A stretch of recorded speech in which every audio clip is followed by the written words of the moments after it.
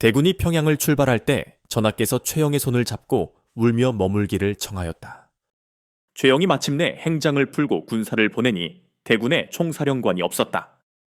전쟁의 명운을 짊어진 5만 대군이 압록강을 향해 첫발을 뗀 날입니다. 그러나 정작 정벌군의 총책임자인 팔도도 통사 최영은 그 자리에 없었습니다. 사위인 우왕은 장인 최영이 곁을 떠나는 것을 두려워하며 눈물로 만류했고, 최영은 사돈 관계라는 사적 결속에 묶여 총사령관의 책무를 버리고 평양 성안에 머물기로 결정합니다. 최고 지휘관이 전장을 이탈한 채 시작된 이 행군은 이미 붕괴의 씨앗을 품고 있었습니다. 전하와 최영이 평양 성루에 올라 행진하는 군사들을 구경하며 술을 마셨다. 병사들이 고개를 들어 성위를 바라보고 탄식하며 길을 떠났다. 실록이 비추는 진실은 참혹합니다. 사지로 향하는 5만 병사들의 눈에 비친 것은 성벽 위에서 술잔을 기울이며 자신들을 내려다보는 우왕과 최영의 모습이었습니다.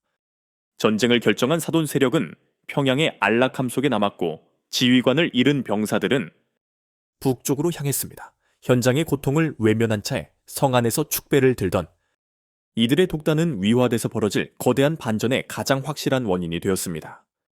이성계가 안주에 머물며 사람을 파출하여 평양에 고하기를, 군량이 이어지지 않아 군사들이 굶주리고 있으니 진격을 멈추고 대책을 세워주십시오 하였다. 평양을 떠난 지 보릅제 대군이 안주 땅에 이르렀을 때 이미 보급은 한계에 다다랐습니다.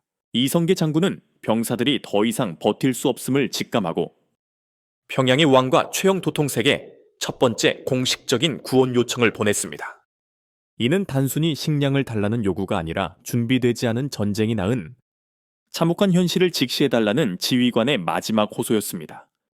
우왕과 최영이 이를 듣지 아니하고 오히려 이성계에게 엄명을 내려 지체하지 말고 즉시 압록강으로 나아가라며 독전하였다. 실록이 비추는 진실은 비정함 그 자체입니다. 평양의 안락한 성안에 머물던 사돈 세력은 안주에서 들려온 병사들의 비명을 진군을 늦추려는 핑계로 치부했습니다. 보급 대책은커녕 오히려 이성계를 향해 왜 아직 압록강에 도착하지 않았느냐며 서슬퍼런 칼날을 휘둘렀습니다. 현장과 단절된 평양 조정의 이 무모한 독촉은 대군을 굶주림과 사지로 밀어넣는 잔인한 등떠밀기였습니다. 좌우군이 압록강 위화도에 도착하였다.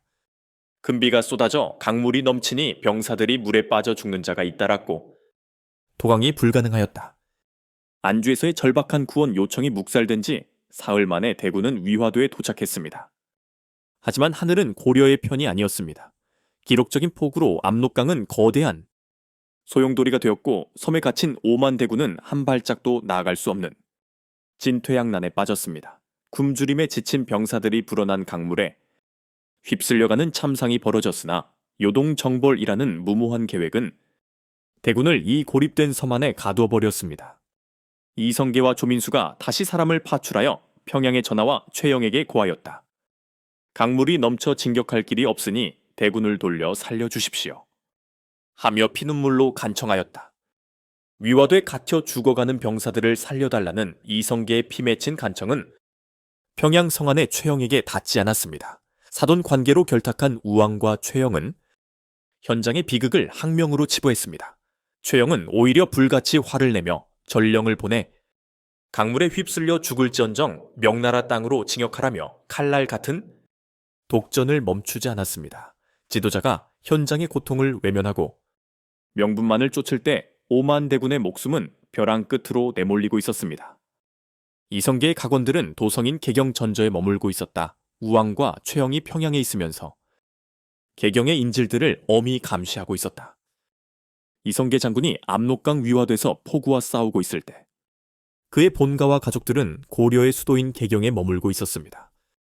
당시 우왕과 최영은 평양에 있으면서도 전장에 나간 장수들의 가족들을 개경의 일종의 인질처럼 묶어두었습니다. 장군이 회군을 결심한다는 것은 곧 개경에 있는 가족들의 목숨을 포기해야 하는 처참한 상황이었음을 실록은 말해주고 있습니다.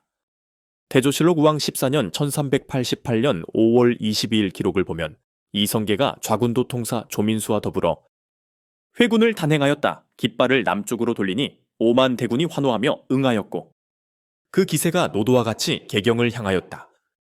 15일을 견디던 이성계의 인내심이 마침내 폭발했습니다. 살려달라는 간청을 묵살하고 죽음을 강요하는 평양 조정을 향해 이성계는 회군의 깃발을 높이 들었습니다. 독단적인 권력을 심판하기 위해 거대한 역사의 물줄기가 거꾸로 흐르기 시작한 충격적인 진실의 순간이었습니다. 1388년 5월 22일 밤 위화도의 회군 소식이 은밀히 개경사저에 전해졌다. 부인 강씨와 아들 이방원이 급히 가신들을 모아 탈출의 채비를 서둘렀다.